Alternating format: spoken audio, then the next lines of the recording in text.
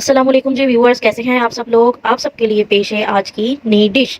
और अल्लाह ताला खैर बरकत दे आपकी रोजी रिज़्क और सेहत और ज़िंदगी में, आमीन सुम्मा आमीन।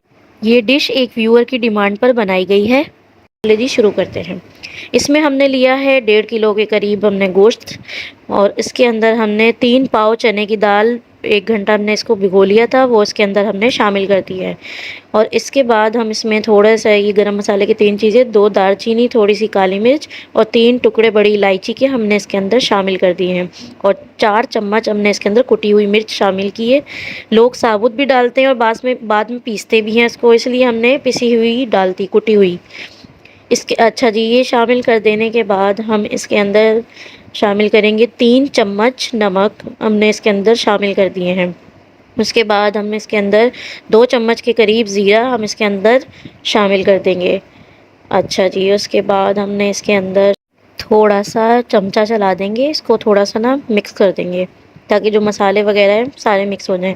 अब इसके अंदर हमने पानी शामिल किया है। कोशिश करें कि पानी इससे थोड़ा सा ऊपर हो, बहुत ज़्यादा नहीं बनना, बिल्कुल कबाब बिल्कुल पानी की तरह हो जाएंगे, और कम भी नहीं रखना कि कबाब जल जाएं। अच्छा, ये इसके बाद हमने अच्छी तरह इसको मिक्स करके एक प्याज इसमें शामिल की और एक लहसुन इसमें शामिल किया ताकि मज़ेदार सा टेस्ट आए।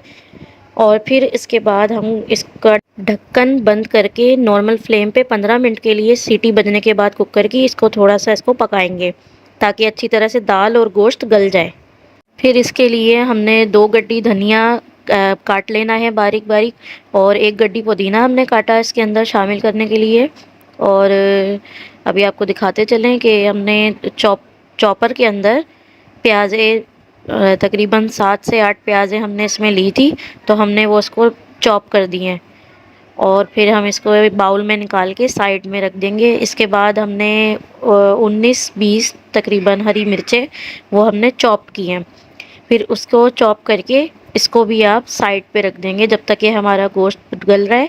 ये देखें, हमारा ये गोश्त और दाल जो हमने चढ़ाई थी वो कम्प्लीटली ये देखें गल चुकी है।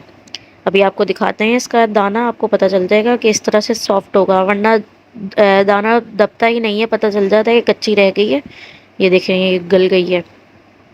अच्छा जी, हमारा ये एक तरफ हो गया। इसको हमने किसी बड़े बर्तन में इसको खुले में निकाल के हवा में रख देना ताकि ये थोड़ा सा ठंडा हो जाए। उसके बाद हम इसको किसी चॉपर में पीस लेंगे अच्छी तरह से, ताकि हर चीज़ इसकी मिक्स भी हो जाए और मिल भी जाए आपस में।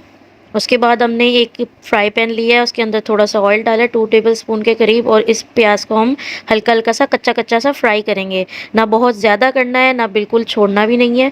नॉर्मल ये आपको दिखाते हैं कि इस तरह करने से ये होता है कि कबाब जो खुलते हैं ना लोगों के, पानी छोड़ती है प्याज, वो नहीं होगा, कबाब सही बनेंगे बिल्कुल। अच्छा जी, दूसरी तरफ हमारा मटेरियल ठंडा हो गया है, उसको हमने चॉपर में डाल के इसको अच्छी तरह से हमने ये पीसना शुरू कर दिया है। ये देखेंगे हमने इसको कम्प्लीटली पीस लिया है, क्योंकि ये आपको दिखाते हैं जब ये बिल्कुल आपस में मिक्स हो जाएगा, पिस जाएगा गोश्त और दाल, उसके बाद इसकी ये शक्ल बनेगी।